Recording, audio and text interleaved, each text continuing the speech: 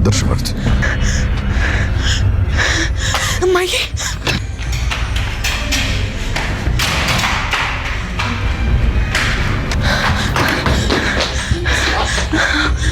እማዬ አባዬ እማዬ ምን ሆነሽ ነው? አባዬ መጡ። ምን ሆነሽ ነው? መጡ አባዬ መጡ አባዬ እነማን ናቸው? መጡ አባዬ ተረጋጊ።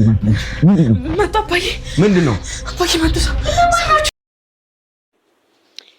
ተው ሲሉት ያልሰማ ሰው መከራ ነው የሚመልሰው። ተይ ብዬ ነግሬሽ ነበር ብሏል። ይሄ ከመፈጠሩ በፊት ነግሬሽ ነበረ ብሏል ደረጀ። እንግዲህ አቢጌል የዚህ ፓርት በጣም ከባዱ ፓርት የምታሳልፈው ልጅ ናት ማለት ነው። እንግዲህ አቢጌል ደረጀ ዛሬ በቃ በባለፈው ክፍል እንዳያችሁት እንግዲህ ሰው ገላለች። መግደሏን አላመነችም ነበረ ማለት ያው እንግዲህ ናታን ነው የገደለው ላለ በናታን ለማሳበብ ሞክራ ነበረ፣ ግን ናታን አልገደለውም። ራሷ ናት የገደለችው። ካሜራ እንዳለ ሲነግሯት አሁን ነኝ ብላለ እናቲቱ አምናለታለች ማለት ነው። እንግዲህ አቢጌል በህልሟም በእውነቷም እንግዲህ እየቃየች ነው። ልታብድ ምን ልትንም የሆነ ነገር ልትሆን ትችላለች። ወደ ካናዳ ካልሄድኩ ብላ ገግማለች ማለት ነው። እንግዲህ አባትየው እውነት ነው ትይኝ የለ እንዴ? ለምንድን ነው እውነት ከእውነቱ የምትሸሽው? ሁሉም የስራውን የእጁን ለሰራው በደል ቅጣቱን ማግኘት አለበት ብለሽ ታምኛ አይደል እንዴ?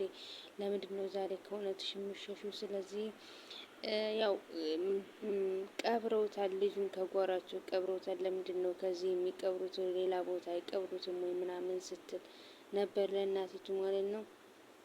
እንግዲህ ያው ከእውነቱ ማምለጥ ከሌለብሽ ነይና ከእውነቱ አታመልጭም፣ ሂጂና ልጅሽ ለፖሊስ ስጪ። ሰላም የኔ ማለቴ ሰላም የዳጣ እናት እንደሆነች እና ማየ ማወቅ አለባት። የለ ለምንድን ነው እንደዛ ያልሽው? እውነት እንዲወጣ አይደል? አዎ እውነት እንዲወጣ ነው።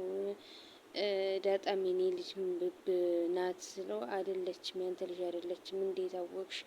በቃ ብቻ እውነት እንዲወጣ ስለምትፈልጊ አንቺ ለእውነት ተከራካሪ እውነት ቋሚ ስለሆንሽ ሂጂና እጅሽን ለፖሊስ ካልሰጠሽ ብሎ አስገድዷታል ማለት ነው። እንግዲህ ከቤት እሱ እንደዚህ ተጨቃጭቀው ወደ ቤት ጥሏት ሲገባ እንግዲህ ልጅየው ተነስቶ ማለት የሞት መንፈስ እየረበሻት ነው ማለት ነው። የጋልሞ ሞት መንፈስ ግነት እና የሞት መንፈስ እየረበሻት ነው ማለት ነው። አቢጌል ብትባል አልሰማ ብላ እንግዲህ የመጨረሻ የአባቷ እርግማን ደርሶባታል ማለት ነው። እሷ እንግዲህ ወደ ውጭ መሄድ ነው የምትፈልገው። የትም አትሄጂም፣ የትም ንቅንቅ አትይም፣ እንግዲህ ከዚሁ ትቀመጫለሽ ብለዋታል ማለት ነው ቤተሰቦቿም። አባትየውም እንደዚህ ነው ያላት፣ እናቱም እንደዚህ ነው ያላት። እንግዲህ አባትየው ለምንም ቢሆን ምን እኔ ተብዬ ትመለሻለሽ ብዬ ተብዬ መክረሽ ነበረ፣ ግን መጨረሻሽ አላማረም፣ እንደዚህ ሆነሽ ቀረሽ ብሏል ማለት ነው። እንግዲህ ቤታቸው በሀዘን ተውጧ፣ ሁላቸውም ጥቁር በጥቁር ነው የለበሱት። ምን ያክል ከባድ ነው። ኢማጂን ይሄ እውነት ቢሆን ኑሮ እስኪ ማለት እውነት ቢሆን እስኪ ያስቡት። አንድ ሰው ልጅ የሰው ልጅ ገላበት ከጓሮ መቅበር ማለት በጣም ከባድ ነገር ነው እና እንዴት ብሎ ነው የሚያስቀምጣቸው? አሁን ማለት ሪል ላይ መጣ ይችላል፣ ግን ደግሞ ማለት የሆነ የሞት መንፈስ የሚባለው ምናምን እውነት ላይሆን ይችላል፣ ግን ደግሞ የልምድ ነገር ስላለ ከጓሮ ሰው መቅበር በጣም በጣም በጣም ሀርድ ነገር ነው እና እንግዲህ ልጆቹም እየነካኩት ነበር እነ ውሃና እዛችን ማን ነው ስሟ እየነኩት ነበረ። ጤፍ ልንዘራበት ነው ትላለች። አሁን በጣም ከባድ ነገር ነው። እንግዲህ ሬሳውን ለብዙ ቀን አቆይተው ከመኪና ውስጥ እንዳያቆዩት እንዳይጥሉትም ደግሞ በጣም ከባድ እንትን በቃ የሆነ ስሜት እንትን ይላል። እንግዲህ ማርታ ናት በጣም አዝናለች። እሱ እኮ እንደዚህ እናት ይኖረው ይሆናል፣ እንዳንቺ ቤተሰብ ይኖረው ይሆናል፣ እህት ወንድሞች ይኖሩት ይሆናል። ጊዜ ጉዳይ ጥሎት እንግዲህ ካንቺ አረፈና ገደልሽው። እንግዲህ ሞተ ስትባል ብዬ ለማመን በቃ ተቸግራ ነበር ማለት እንዴት እንደዚህ ሊሆን ይችላል? እኔ ራሴ መከላከያ ላይ ጥፋት ነበር ወይ? እያለች ነበር። ማለት መግደሏ ጥፋት ነው ማለት አጋጣሚ ሆኖባት ነው። እሷ መገለዋለሁ ብላ አላሰበችም። ግን የሞተባት ብዙ ማለት የተጎዳ ሰው ስለነበረ ነው። የእሷ ትልቁ ጥፋቷ አርጁንን ማጃጃሏ ነው። አርጁንን አልፈልግህም ከሆነ አልፈልግህም ብላ እርግፍ አድርጋ መተው ነበረ። ስፈልግ ትጠራዋለች፣ ስፈልግ ታጃጅለዋለች ምናምን ምናምን።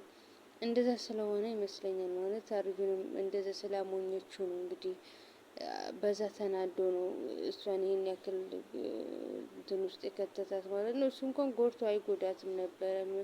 ስሜታዊ ሆኖ እንግዲህ ለፍሬንዱ ተናግሮ ፍሬንዱ ብቻ ከባድ ነገር ነበር። እሱም ቢሆን ናታን እንዲገለው ነበር እንግዲህ አርጁን እንደሞተ ጓደኛው አያውቅም። ከዛ ቤት እንደቀረ አያውቅም። ስልክ እንደማያነሳለት እና እንደፈረጠ ፈርቶ ወጥቶ ከዛ ቤት ለማንሳት የደበረው ነው የመሰለው እና እንግዲህ በጣም እየተጨነቀ ነው። እሱም ግን ምንም አማራጭ የለው። በር ላይ ሆኖ እየጠበቀ ነበር። እንግዲህ መልእክት ለልጆቹ እኔ ሌላ አርጁን ነኝ ምናምን እያለ ባለፈው ልኮ ነበር። እንግዲህ ውሃን በር ላይ ስታገኘው በጣም ደበረ የደነገጠችው እና ስታው ነው የሄደችው። እንግዲህ ልጅ አቢጌል እንደምታዩት በጣም ተጨንቃለች። በስተመጨረሻም እንግዲህ ፍትህ ማግኘት አለ ማለት እኔ ራሴ መከላከል ጥፋት ነው ወይ? እንዴት እንደዚህ ሊሆን ይችላል? እሱ እኔ ሊመታኝ አይደለው እየመጣው ስለዚህ እንዴት ነው እኔ ዝም ብዬ አይን ማየው ብላለች ማለት ነው። እንግዲህ የህግ ተማሪ ነኝ፣ ህግ ትምህርቴን ስጨርስ መገደል የሌለባቸው ሰዎች እንዲገደሉ ወስናል እያለች ነበረ። ሌላው እንግዲህ በመስኮቱ ላይ ይሄንን ስታሰላስል ፖሊስ መጣብኝ ብላለች ማለት ነው። ሰው ማለት እኔ በአእምሮ አማጅን የምታደርገው ነው እንግዲህ ክፍለ ሀገር ልሄድ ምናምን እያለች ጨንቋት ነበረ። እንግዲህ እንዴ ብለሽ አሁን ነው ወይስ ዝም ይሉሽ እያለቻት ነበረ ክፍለ ሀገር መሄዱ